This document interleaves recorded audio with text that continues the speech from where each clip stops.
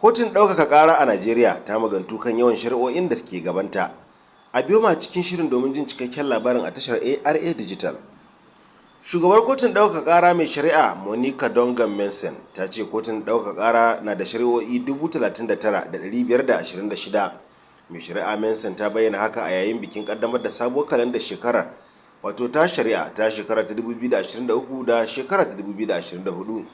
Ta ce kotun ɗaukaka ƙarar ta samu jimillar ƙararraki 7,295 da kuma ƙararraki 3,665 a shekara ta 2022 zuwa ta 2023.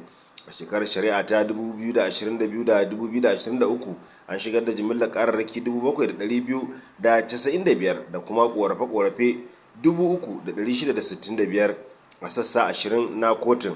Kotu ta kammala ƙararraki 3,765 sannan ta kori ƙararraki 5,617. An kori 1,030 daga cikin waɗannan ƙararraki kuma an ba da izini akan guda 10,381. Har yanzu dai kotun tana da jimillar ƙararraki 39,526 da ake sauraro zuwa ranar 31 ga watan Agusta na shekara ta 2023 da muke ciki. Wannan ƙaruwa ce daga 34,037 da ke gaban kotu a shekara ta shari'a ta 2021 zuwa 2022, in ji ta.